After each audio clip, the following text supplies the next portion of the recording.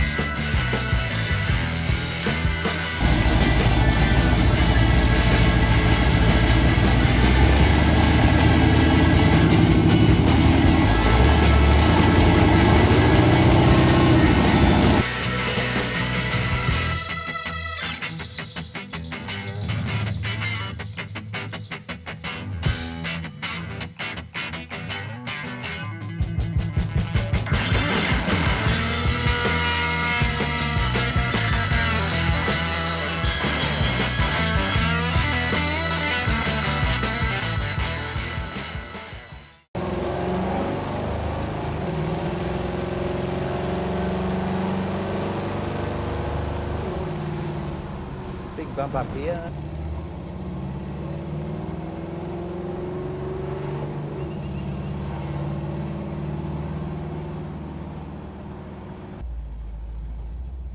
Rides the speed bumps beautifully. After all, it's meant to be a luxury man's coupe. Sport coupe.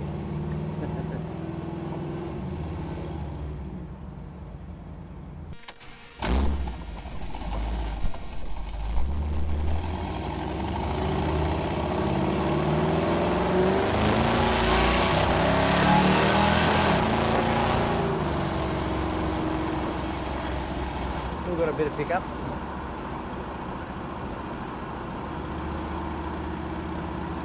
So, the transition of the carburetor's got a bit of a flat spot, so that's one of the reasons it's going to be changed. But overall, I'm really happy. It's driving very well. And wifey is happy with it too. Wifey, tell me you like it. I like it. Very good. She's camera shy. So finally, a final look at the interior. As you can see, I lucked out. The door trims are actually pretty nice shape. That's very lucky because they don't reproduce these.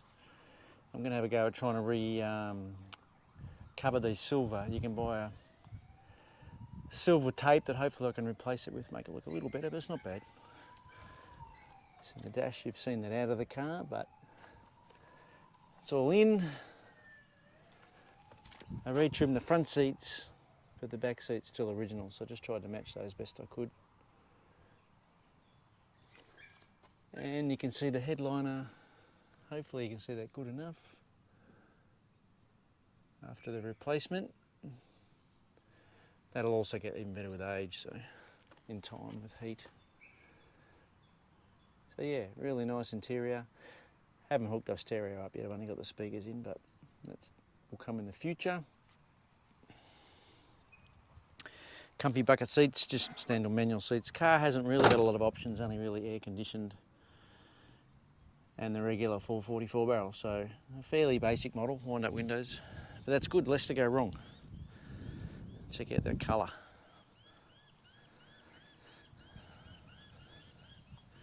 It's F4. It's beautiful in the sun. I do like green, I have said it before, I know. I'm a green guy.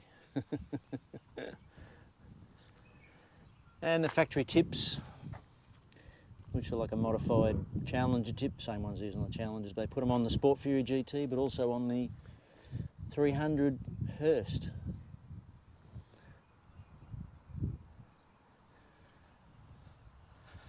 The gated grain shining out in the sun. Look at that, lovely. So it's got all its factory stripes on, all unique to a GT. Obviously the road wheels you can't beat. Look really good on a C-body. Side marking lights, beautiful. I'll open the hood.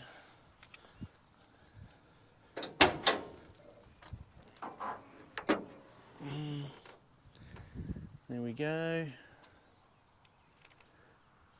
Not super detailed, not trying to win any prizes, but it's clean, tidy, and everything's been through. It's either been reconditioned, replaced. It's all been gone through. So I'm hoping I'll have a nice travel-free time from here on. Just waiting on a carburetor. I'm happy with the carburetor. Once that's on, I think it'll be pretty much right to go. As with any of these projects, it's always family and friends around you help you get through.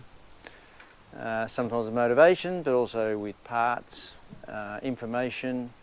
My friend Rick Ehrenberg in the US always helped me with information and small parts to get these projects done. And then the new world of internet. It's amazing how small the world is. Me being in Australia, a long way away from where the car was manufactured. And my little YouTube channel has picked up obviously some American friends, and that led to a fella who originally, or not originally owned, but owned my GT in the late 90s, a fella named Ray. I mightn't say his full name, but he'll know who he is. Super nice, friendly guy who reached out to me, who first reached out to the GT, Plymouth Sport Fury GT forum, and placed a posting to say, does anyone know where this car ended up? And he was talking about my car. And then people who obviously have been watching my YouTube channel and watched some of the build of this car pointed him in that direction, and then therefore he contacted me through the YouTube channel, and I got onto Facebook. So it's amazing how the world works today. And just by coincidence, I was in America and I was literally hours away from where he lived. And we managed to get together, had a good chat, told me a few things about the past, but also gave me some photos of the car from the 90s, and also had the original build sheet for the car, which was fantastic to get that. You know, it's always nice to get that bit of paperwork, just a nice touch. So thank you to you guys out there who watch my YouTube channel, and it just goes to show that, you know, word of mouth and friends and other people with similar interests, like-minded, and it ends up coming out good for everybody. I've never met a bad person, you know, anything to do with cars, particularly MOPARs. I've always had good relations with all the people I've met. Lots of fun with people I've met in the US as well as Australia. So the end result is you enjoy the process more, and I end up with a beautiful car, and I look forward to doing some more. So thank you for watching the YouTube channel, and if you'd like to see more, go back and look at my previous builds from the past, and hopefully you can look at some of the ones for the future as well. There's more coming up.